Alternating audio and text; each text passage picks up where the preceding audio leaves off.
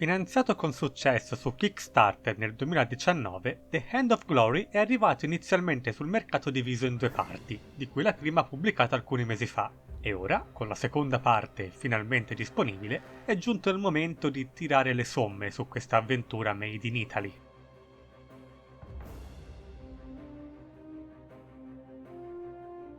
Lazarus Bundy è un detective italo-americano di Miami, caduto in disgrazia in seguito a un tentativo goffo e sconsiderato di catturare un pericoloso serial killer, con il risultato finale di permettere la fuga di quest'ultimo.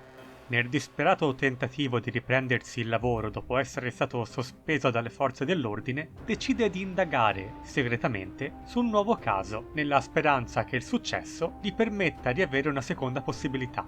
Aiutato in questa sua missione dalla stagista Alice Sharp, desiderosa di sfuggire alla noiosa routine dell'ufficio e grande ammiratrice di Lazarus. Come sempre accade in questi casi, quello che appariva come un normale caso di rapimento si rivelerà invece qualcosa di ben più grande, che coinvolge un oggetto misterioso che potrebbe plasmare il futuro del mondo. Dichiaratamente ispirato a classici come Broken Sword, il gioco mantiene sempre un tono piuttosto leggero, sebbene non manchi dei momenti più seri e drammatici. In generale la storia mantiene sempre un buon ritmo grazie ad alcuni colpi di scena ben piazzati ed un divertente cast di personaggi, e mentre alcuni sono ovviamente messi lì semplicemente per far progredire il gioco, altri giocano un ruolo abbastanza importante per il gioco. Lars stesso è un buon protagonista, anche se personalmente non mi è piaciuto troppo a causa del suo ego smisurato che sfocia talvolta nell'arroganza,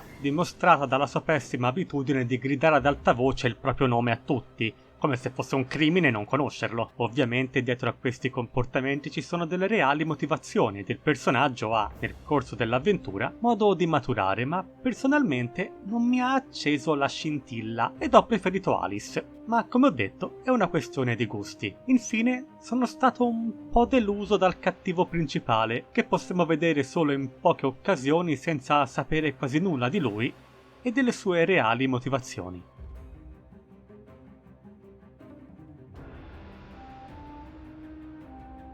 Il gioco è ovviamente una tipica avventura punta e clicca, con una miriade di oggetti da raccogliere, puzzle da risolvere e personaggi con cui parlare. I classici puzzle da inventario sono molto tradizionali e con la giusta difficoltà, creativi ma logici per la maggior parte del tempo, con solo un paio di casi in cui viene chiesto al giocatore di pensare in modo un po' troppo laterale. Molto meglio se la cavano i puzzle logici, che sono più difficili ma ben pensati e quindi non impossibili. In alcuni momenti è anche possibile controllare Alice, che possiede una sua personale abilità di osservare i personaggi capendone la personalità. È una bella aggiunta che rompe il gameplay, ma un po' sottoutilizzata. A volte i nostri protagonisti possono morire, ma anche se questo dovesse accadere, il gioco ricomincerà pochi secondi prima della scelta fatale. L'avventura dovrebbe durare tra le 12 e le 14 ore, in base anche a quanto vorrete esplorare e cacciare vari segreti ed easter eggs.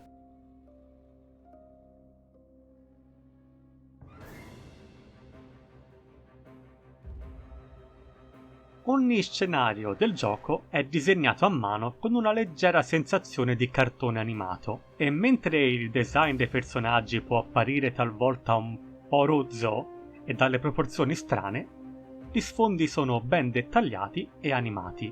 Ancora una volta è molto una questione di gusti. Ad alcuni potrebbe non piacere questo stile un po' naif, mentre altri sicuramente lo adoreranno. Molte sono poi le animazioni che caratterizzano i personaggi, non sempre proprio fluide, ma in grande quantità, segno della volontà di offrire un'esperienza quanto più possibile coinvolgente ai giocatori.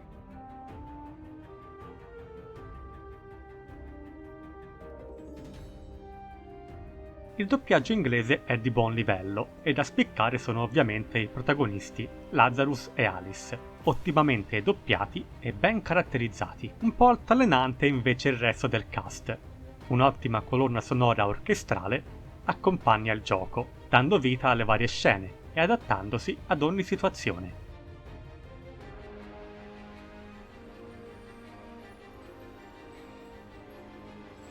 The End of Glory è un'avventura da non perdere. Sebbene sia a tratti poco omogenea, i contenuti sono molti realizzati con passione e con grande rispetto verso i sostenitori della campagna Kickstarter.